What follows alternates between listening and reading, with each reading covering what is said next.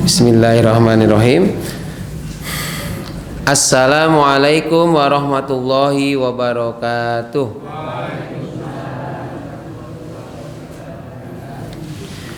Marilah kajian malam Rabu pasolatan malam hari ini kita awali terlebih dahulu dengan bersama membaca syahadat, ikrar dan doa hendak belajar. A'udzu billahi minasy syaithanir rajim. Bismillahirrahmanirrahim. Asyhadu an la ilaha illallah wa asyhadu anna Muhammadan abduhu wa rasuluh. Raditu billahi rabba wa bil islami dina wa bi Muhammadin nabiyya wa rasula. Rabbi zidni ilma warzuqni fahma. Amin. Alhamdulillahi rabbil alamin wa bihi nasta'inu ala umurid dunya waddin, wassalatu wassalamu ala asyrafil anbiya'i wal mursalin wa ala alihi wa ashabihi ajma'in. Amma ba'd. Rabbi shrah li sadri wa yassir li amri wahlul 'uqdatam min lisani yafqahu qawli. Allahumma inna nas'aluka ilman nafi'a wa rizqan thayyiba wa amalan mutaqabbala. Amin ya rabbal alamin. Ibu bapak jamaah Masjid Nur Huda 19 Gondong rahimakumullah. Alhamdulillah Allah perkenankan malam hari ini pertemuan ke-268 kajian malam Rabu pasolatan di Masjid Nur Huda 19 Gondong seperti yang biasa dilaksanakan atau diadakan setiap malam Rabu. Salat dan salam semoga Allah tetap curahkan kepada junjungan kita Nabi Muhammad sallallahu alaihi wasallam. Malam Senin kemarin setelah ada sidang isbat, pemerintah melalui Kementerian Agama memutuskan bahwa tanggal 1 Zulhijjah 1447 Hijriah mulai hari Senin tanggal 18 Mei 2026 ya, kebalik-balik ya. 2026 artinya 1 Zulhijjah 1447 hari Senin, berarti nanti hari ke-9 itu pada hari Selasa. Di sana disunahkan untuk puasa Arafah. Sedangkan hari Rabunya tanggal 10 Zulhijjah atau Idul Adha-nya ya bertepatan dengan tanggal 27 Mei. Alhamdulillah nggak pada ngantuk ya. Saya yang nggak konsentrasi ini. 27 Mei 2026 ya. Jadi insya Allah lebarannya sama untuk Idul Adha ini. Kalau Idul Fitri kemarin berbeda ya, ada yang hari Jumat, ada yang hari Sabtu. Alhamdulillah ya. Jadi Idul Adhanya bareng. Nanti untuk panitia kurban lebih enak ya. Jadi nggak harus menunggu besok hari Kamisnya gitu ya. Karena sudah semuanya hari Rabu. Malam hari ini materinya memang Bapak Ibu sudah paham semua, tapi kita mengingatkan kembali amalan-amalan sunnah sebelum, ketika dan setelah sholat Idul Adha. Nah, tadi disampaikan bahwa ada kesunahan yang utama di bulan Zulhijjah itu di samping memperbanyak zikir, ingat kepada Allah, takbir, kemudian puasa Arafah pada hari ke-9, juga ada sholat Idul Adha, yakni hari ke-10 Zulhijjah. Sedangkan hari berikutnya dari mulai hari Idul Adha tanggal 10, kemudian 11, 12, 13 itu disunahkan untuk menyembelih hewan kurban. Hari tasyrik 11, 12, 13. Nah, setelah tanggal 13 hari asarnya, kalau tahun ini berarti Sabtu asar, nah itu sudah terakhir ya. Jadi kalau begitu mau maghrib potong ya sudah, bukan lagi hari tasyrik. Oke, itu salah satu ibadahnya. Kemudian kapan dimulai takbir, mengumandangkan takbir? Keumuman di Indonesia itu menunggu biasanya ya, itu setelah maghrib untuk Idul Adha ini. Setelah maghrib, begitu maghrib benar-benar besok Idul Adha baru pada takbir. Sejatinya menurut hadis yang sahih itu Rasul sudah mulai memperbanyak takbir, yakni pada hari ke-9 setelah sholat subuh. Berarti jenengan takbiran itu sudah dimulai hari Selasa tanggal 26 Mei ya, atau tanggal 9 Zulhijjahnya. Tetapi mungkin tidak lazim kalau kok banyak yang bertakbir di hari ke-9. Kesunahannya itu Rasul sudah mulai banyak bertakbir, mengumandangkan takbir pada hari ke-9 setelah selesai sholat subuh, terus memperbanyak takbir. Adapun lafalnya takbir untuk takbir Idul Adha itu setidaknya ada dua pendapat, terutama ketika mengucapkan takbir Allahu Akbarnya. Yang pertama, Allahu Akbar, Allahu Akbar, Allahu Akbar, La ilaha illallah, wallahu akbar. Setelah sampai situ, itu yang pertama, Allahu Akbarnya 3 kali. Kemudian ini dari Ibnu Mas'ud, Allahu Akbar, Allahu Akbar, La ilaha illallah, wallahu akbar, Allahu Akbar walillahil hamd.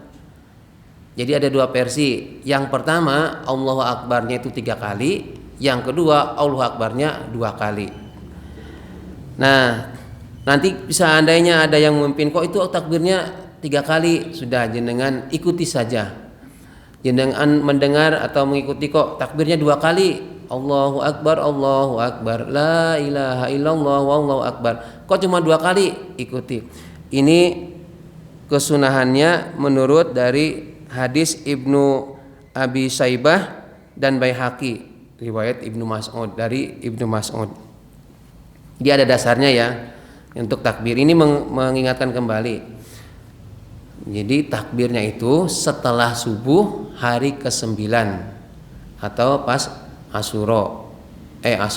Arafah ya. Salah lagi nih. Arafah sudah mulai takbir. Kemudian berhentinya kapan? Mulainya itu setelah asar, hari terakhir tasyrik. Jadi setelah sholat asar, kalau ada yang berjamaah, kemudian ada yang imamnya memimpin takbir Allahu Akbar setelah sholat asar, terakhir di hari Sabtu kalau tahun ini. Sudah habis maghribnya jangan, karena sudah bukan hari tasyrik. Ya hari Sabtu tanggal 27 ya. 20 salah lagi, 27, 28, 29, 30. Ya, 31 Mei. 3 hari. Jadi untuk takbirnya. Jadi yang menjadi imam sholat fardu ya, itu ada kesunahannya memimpin takbir. Seberapa banyak ya silahkan, mau 3, mau 5, mau 7, mau 9 silahkan. Tidak mengingatkan. Bagusnya memang full ya, banyak baca takbir terus. Dan sunahkan puasa sebelumnya belum sholat Id sampai pulang. Oh iya, oke. Oh iya betul. Nanti ini kita akan bahas amalan-amalan sunnah sebelum sholat Idul Adha. Oke, kita mulai ya. Oke, terima kasih Pak Haji Kasilan. Yang pertama, sholat Idul Adha itu disunahkan dilaksanakan pada awal waktu. Untuk apa? Untuk memberi kesempatan penyembelihan hewan kurban. Jadi lebih awal. Kalau sekarang itu syuruk ya, matahari terbit itu jam 6:39 kalau nggak 40 ya. Mungkin pas hari Rabu minggu depan mungkin 41 atau 39 ya, 5:39. Sekarang apa kemungkinannya nanti? 5:39 itu sekarang, mungkin seminggu lagi bisa 41 42 gitu ya. Nah, artinya itu lebih awal diawalkan untuk sholat Idul Adha. Pertimbangannya untuk memberikan kesempatan yang lebih leluasa bagi penyembelihan hewan kurban.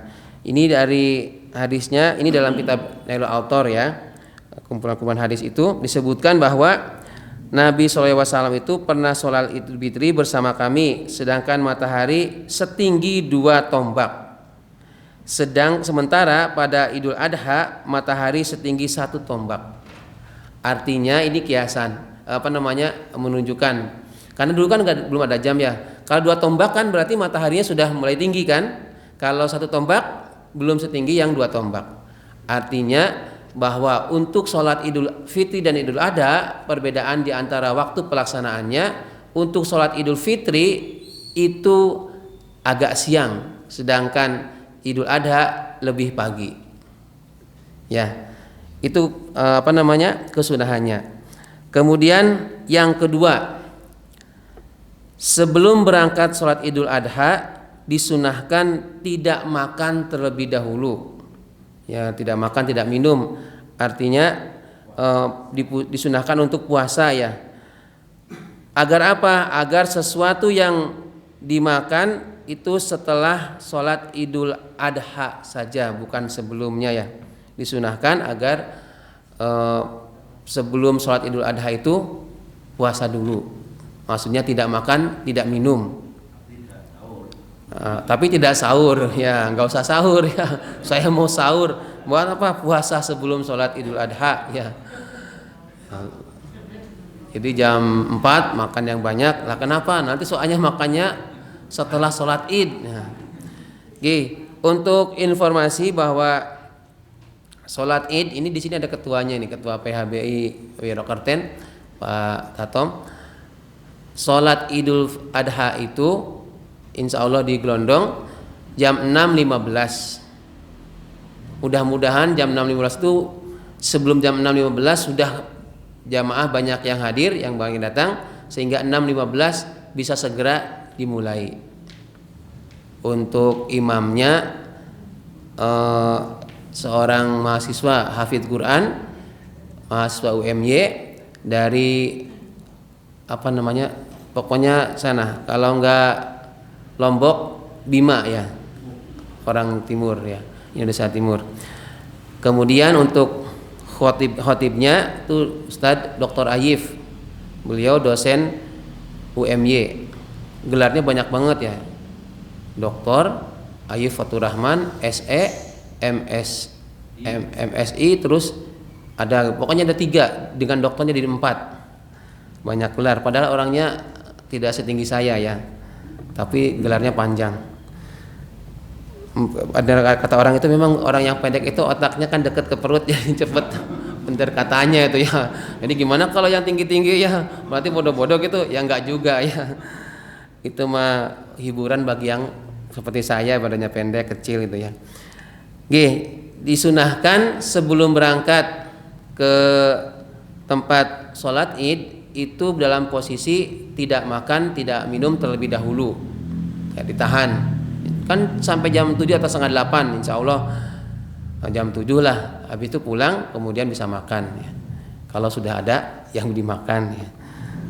Nah, ya insya Allah udah disiapkan sama yang di rumah ya. Jadi pakai lontong ya. Kemudian yang ketiga, disunahkan mengenakan atau memakai pakaian yang terbaik yang dimiliki, tidak harus baru ya, yang terbaik, terbagus, serta memakai wangi-wangian, tetapi wangi-wangian yang tidak berlebihan. Ya, wangi-wangian itu ternyata beda-beda. Wangi parfum menurut saya itu enak di hidung saya, itu di penciuman, tetapi bagi orang lain mungkin kurang enak. Nah, jadi yang standar ya, yang enggak wangi, enggak nyesek banget itu ya. Yang lembut, yang halus ya. Jangan fresh care gitu kan repot juga itu. Jadi pakai pakaian yang terbagus, tidak harus putih ya. Sekiranya punya warna putih ya silahkan. Pakai jubah boleh ya silahkan kalau punya ya. Mau pakai jubah enggak ya. Karena kalau saya pakai jubah itu gumun isi saya ya. Rasa nganggo jubah koyong Arab iya. Padahal anaknya nganggo jubah ora apa-apa ya. Enggak pantas saya itu pakai jubah. Mending pakai batik aja. Oh iya, kebetulan ya. Jadi jubah dari yang ngasih-ngasih itu akhirnya saya kasihkan lagi ya. Karena jarang enggak saya pakai. Pakai wangi-wangian. Diniatkan membeli hal yang sederhana, wangi-wangiannya yang harum, kemudian kita pakai. Syukur dibawa, nanti kalau ada yang di sampingnya nggak wangi gitu ya mungkin kemerungsung belum mandi ya disemprotin gitu ya. Jadi Rasulullah SAW itu memakai pakaian terbagus setiap kali hari raya Idul Fitri maupun Idul Adha, memakai pakaian yang terbagus. Terbagus toh ya, bukan yang terbaru atau anyar gitu ya. Bagus setidaknya, oh ini baju andalan, baju yang istimewa. baru masih bau itu kan repot ya. Dicuci dulu, kemudian dikasih disetrika, dikasih wangi-wangi, kan senang juga ya yang di sampingnya. Kemudian yang keempat, dituntunkan agar berangkat menuju lapangan atau tempat sholat Idul Adhanya secara berjalan kaki, dengan berjalan kaki sambil memperbanyak takbir. Nah, ini kan bagi yang dalam keadaan ini ya mampu. Kalau yang tidak mampu bagaimana? Ya pakai kendaraan, pakai sepeda boleh, pakai motor boleh. Tapi kalau ke lapangan sini pakai mobil bagaimana? Boleh, cuman merepotkan nanti Pak Ano dan lain-lain ya. Karena ngaturnya ya pulangnya juga nanti akan harus menunggu yang motor atau sepeda keluar dulu. Insya Allah sudah akan ada kerjasama dengan sekolah, dengan SD Wirokerten terkait dengan parkir ya. Jadi boleh dimasukkan ke halaman SD Wirokerten. Jadi saya ulangi lagi, silahkan berjalan menuju, kalau di sini lapangan Wirokerten, lapangan Gondong itu dengan berjalan kaki dan memperbanyak takbir ya, bukan gosip, malah bicara yang tidak pas ya. Nanti untuk kembalinya dianjurkan mengambil jalan yang lain. Lewat kepu sana, lewat kepu kulon, kepu wetan, lor, muter tekan nama semaput ya. Padahal nanti mau nyebeleh kan repot ya. Oke, maksudnya ada kalau rutenya bisa kan nih yang contoh saya gampang ya. Saya bisa lewat Kulon Desa terus nanti pulangnya muter kampung tengah ya. Lewat utara. Ya. Di sebelah kiri jalan ya. Pokoknya nanti bedakan antara berangkat dengan pulang. Ini ada dalam hadis riwayat At-Tirmizi disebutkan, hadisnya ini hasan.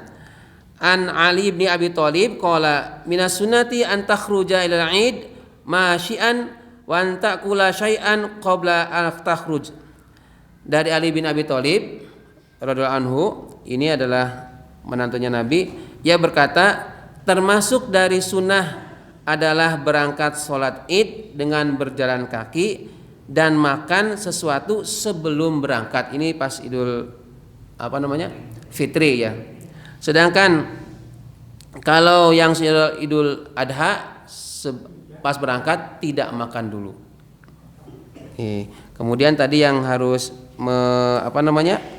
ke beda jalan dan bertakbir.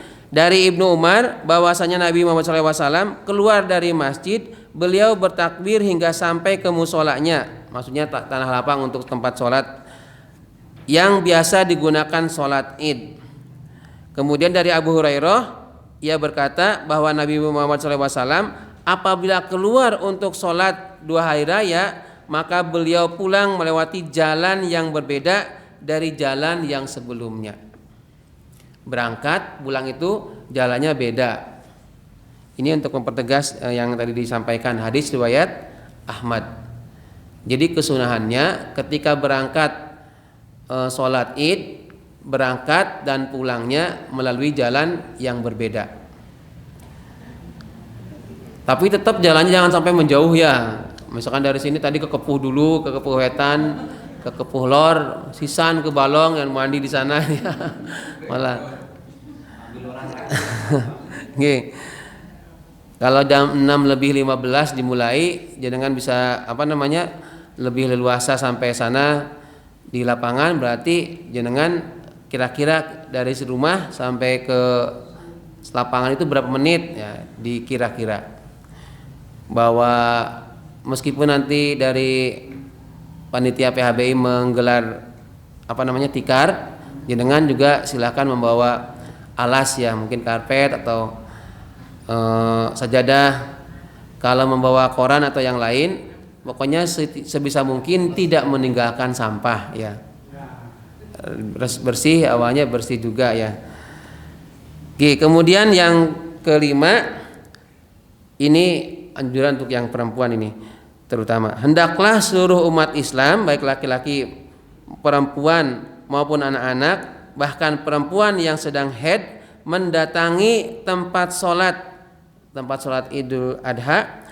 Hanya saja untuk perempuan yang sedang haid hendaknya memisahkan diri dari tempat sholat dan tidak melakukan sholat. Lagi haid kan nggak boleh sholat ya. Jadi misalnya ibu-ibu ini disunahkan meskipun sedang palang merah atau sedang haid tetap berangkat ke lapangan.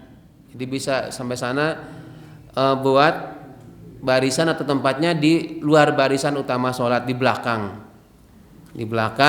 kemudian mendengarkan ikut sholatnya nggak usah ikut sholat ya, karena kan nggak sah ya, mendengarkan khutbahnya sampai setelah selesai baru meninggalkan lapangan. Ini kesunahannya. Jadi siapa ini yang ada di sini, ada simbah-simbah yang hamil? Nggak ada kan ya, mungkin cucunya atau menantunya ya sedang hamil, diajak, nggak pakai alasan aku kan lagi hamil, nggak usah. Justru sedang hamil, kalau menurut hadis dari Umi Atiyah ini dianjurkan untuk ikut sholat id. Maksudnya ke lapangan, bukan sholatnya ya, ke tempat sholat di lapangan. Bahkan ada yang hadisnya ini disebutkan, kami diperintahkan mengajak orang yang sedang haid dan orang-orang tua menghadiri 2 sholat id. Lalu mereka menyaksikan jamaah umat Islam dan ajakan mereka. Sedangkan orang yang haid dipisahkan dari tempat sholat. Seorang wanita bertanya, wahai Rasulullah, salah satu kami tidak mempunyai jilbab, maksudnya tidak punya untuk menutup supaya ikut ke sana. Lalu Nabi menjawab, hendaklah temannya memberikan jilbab untuknya. Nah, jadi kalau ada ibu-ibu ya, kok mau ke sana tapi saya nggak punya bajunya, masa sih ya? Nanti kalau ketahuan prabowo kan repot itu ya, temuan nanti bulurahnya diciduk ya.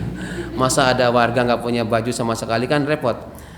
Jadi kalau dalam hadis ini seorang perempuan itu komplain, ini ada perempuan yang tidak punya jilbab. Kata Nabi, tolong itu temannya suruh minjemin jilbab supaya si perempuan itu bisa berangkat ke lapangan tempat sholat ya.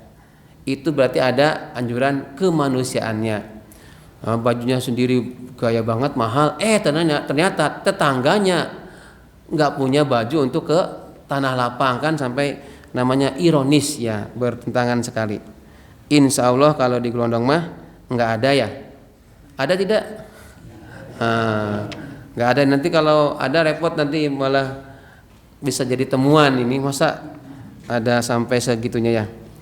Oke, baik. Kemudian yang keenam, sholat Idul Adha hendaknya dilaksanakan di tanah lapang kecuali jika ada halangan hujan. Ini disunahkan, jangan sampai walah kayak PAUD ngajarin di lapangan.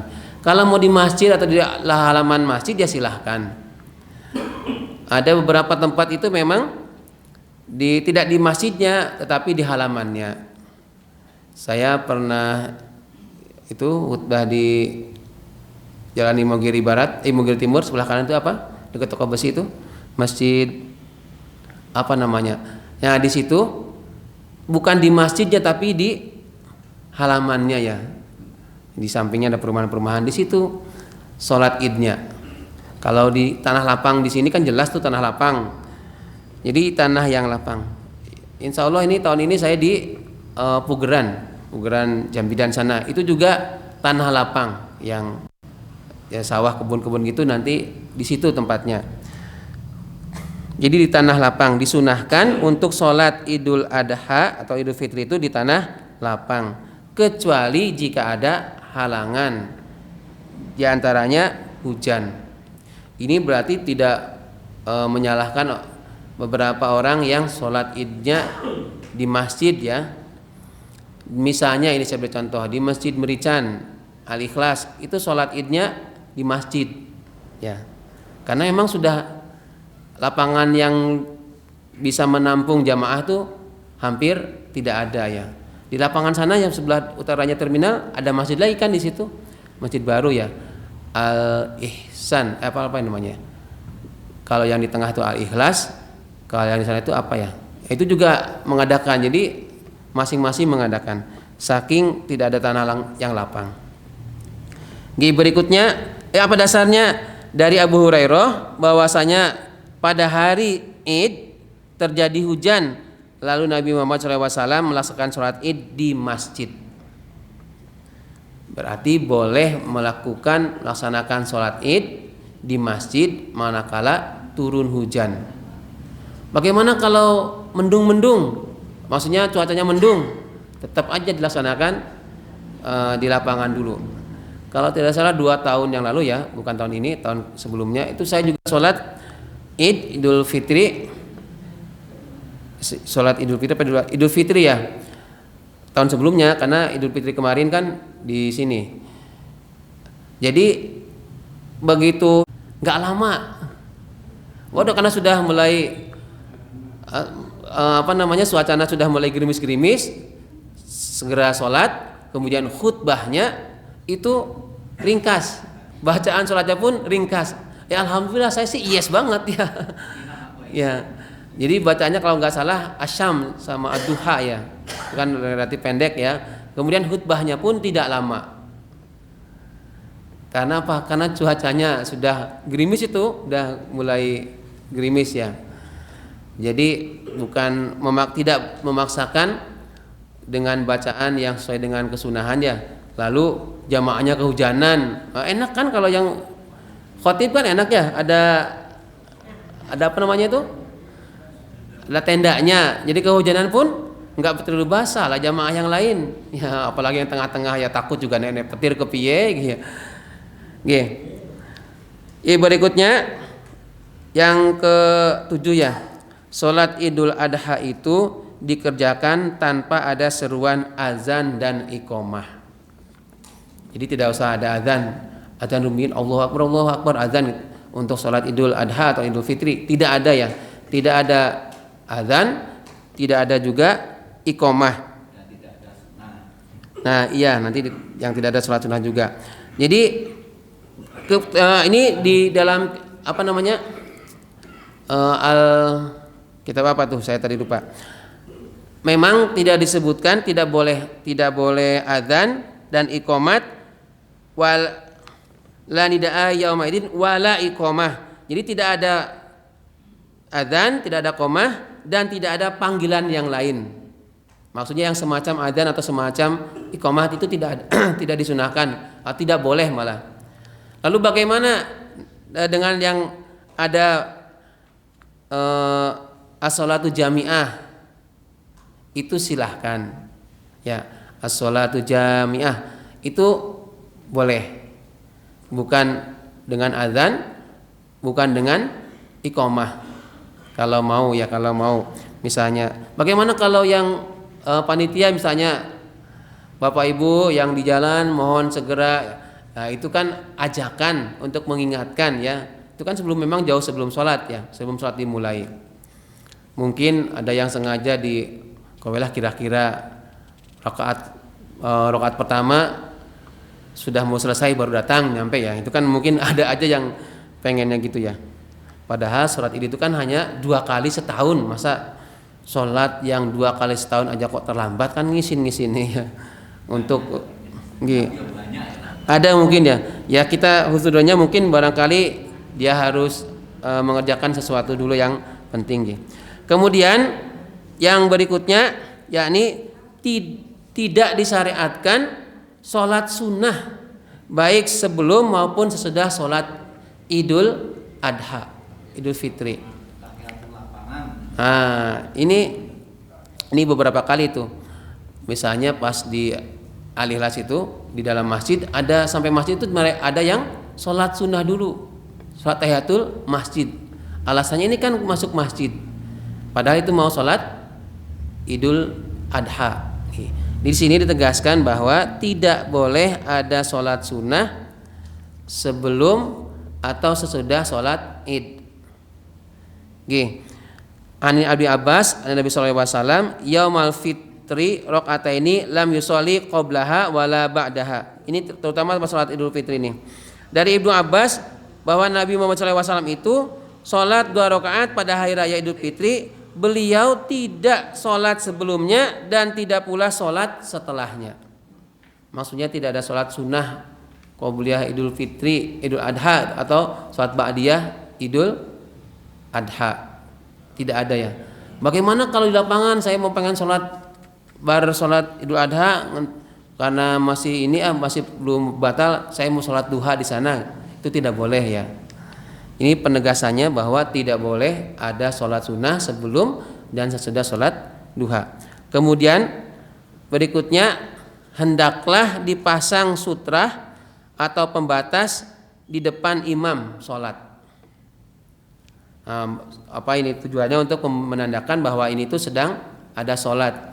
Kalau di sini insya Allah imamnya pakai tenda ya, jadi sutrahnya itu sudah otomatis itu ya dari bentuk tenda, sudah ada tiang juga.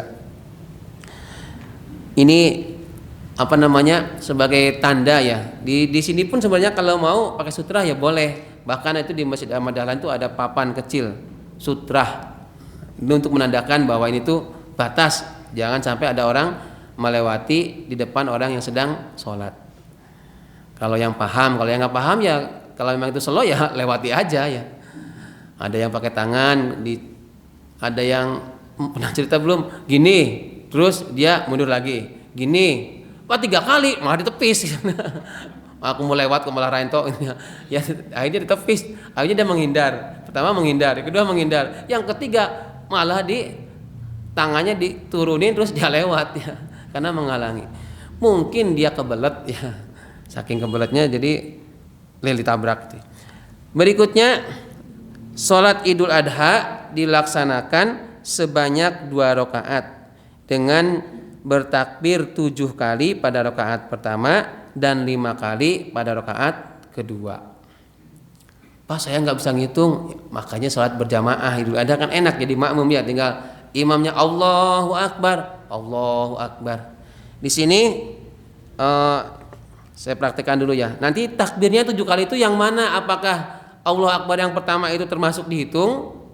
Kan itu biasanya pertanyaannya. Jadi Bapak-bapak, Ibu-ibu, yang dimaksud dengan 7 kali pada rakaat pertama, takbirnya itu setelah takbiratul ihram.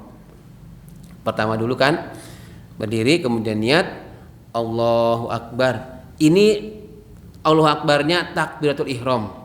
Nggak dihitung. Belum dihitung satu. Nah, ini termasuk rukunnya sholat ya. Baru setelah itu Allahu Akbar sampai 7 kali. Kemudian lagi pertanyaannya, apakah ada bacaan di antara takbir 1 sampai takbir 7 itu? Nih, pemahaman saya itu tidak ada bacaan yang sesuai hadis ya antara takbir 1 dengan takbir berikutnya. Tetapi ada beberapa yang memberikan bacaan Subhanallahu akbar, subhanallah walhamdulillah wa la ilaha illallah wallahu akbar. Jadi antara takbir dengan takbir. Tetapi itu kalau dari tuntunannya Rasul tidak melakukannya.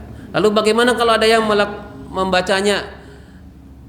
Ya kalau saya lebih baik diam aja, begitu takbir Allahu akbar. Imam terus kita ikuti Allahu akbar. Kan begitu selesai bar, imam langsung Allahu akbar. Ya jadi bisa dilanjut. Tapi jangan terlalu cepat juga jadi imam sholat Idul Adha atau Idul Fitri, bacaan takbirnya cepat Allahu akbar, Allahu akbar, capek itu nanti imam. Nah, coba aja dengan praktek sendiri, bacaan takbirnya nggak ada jeda, itu capek begitu.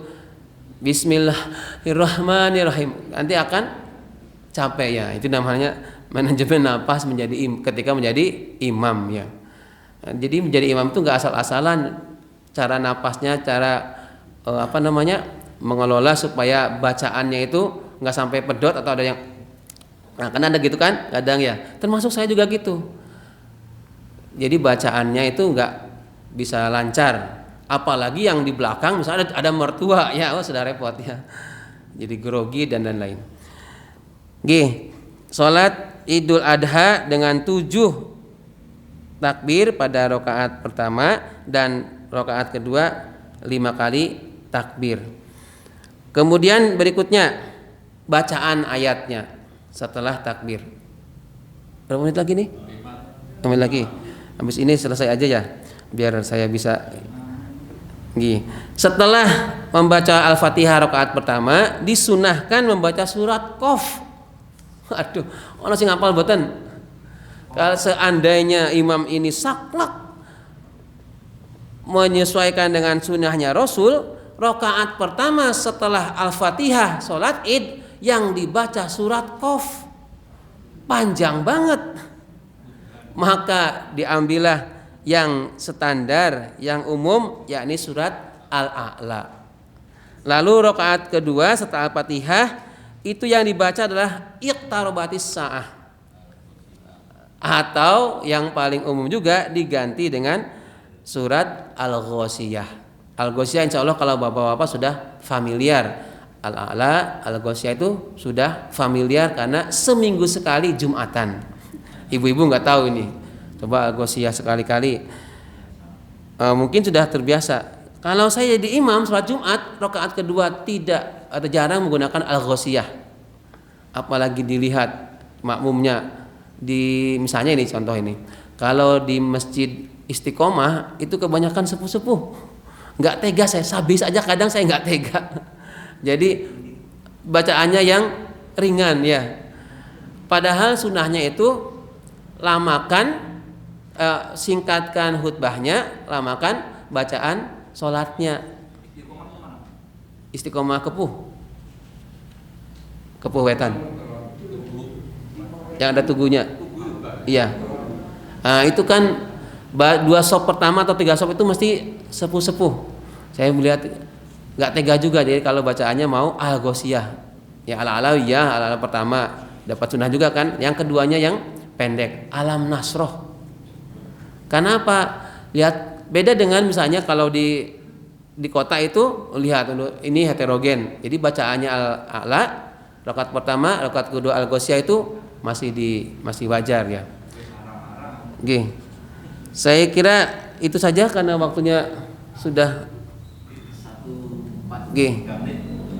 cukup ya, biar dengan bisa selonjoran ya. Saya juga pengen ini. Tidak ada pertanyaan. Insya Allah minggu depan mau ke Pak Tato. Saya pernah ada keterangan dulu yang korban itu batal ya harus makan dagingnya itu. Oh. Cuma ada temennya itu sampai apa informasi. Saya pernah itu dari masjid, terus jam 12 naik poso ke Madinah. Ini Pak Guru saya kenal orang ini. Boten ya. Ya, kalau misalnya harus menunggu pakai yang kurban harus makan daging yang ya kurban karena tersembelih, nanti gimana itu bisa ya secara fisik ya, itu malah menyiksa. Kita Islam itu kan memudahkan ya. Standar aja setelah sholat di sana ada minum ya minum ya alhamdulillah kalau ada minum ya. Guys, informasi untuk minggu depan libur ya, karena kan malam takbiran. Saya monggo Bu. Puasa tidak boleh sahur, nah itu minum tidak boleh. Kalau saya tuh sering mau tidur mau apa itu jawaban ini buat sahur itu sering minum 1 gelas atau 1,5 gelas itu gimana? Kalau mau sahur jangan cuma minum aja gitu. Tidak, biasanya Nggih. kan besok kalau tidak boleh minum. Iya. Setelah subuh itu jenengan buatan. Kalau sebelum subuh, sebelum subuh boleh Bu. Makan sate juga kalau ada punya boleh. Sate, nasi Padang kalau sebelum subuh ya. Begitu setelah subuh, jenengan tahan dulu sampai selesai sholat Idul Adha ya. Pas saya kan nggak puasa, nggak sholat, tetap ditahan dulu, kedapatkan kesunahannya. Minggu depan libur ya. Saya tidak tahu apa di sini ada kajian atau tidak untuk puasa Arafahnya. Mari kita tutup kajian malam hari ini dengan bersama membaca doa kafaratul majelis. A'udzubillahi minasyaitonirrajim. Bismillahirrahmanirrahim. Subhanakallahumma wa bihamdika asyhadu an la ilaha illa anta astaghfiruka wa atubu ilaik. Alhamdulillahirabbil alamin. Assalamualaikum warahmatullahi wabarakatuh.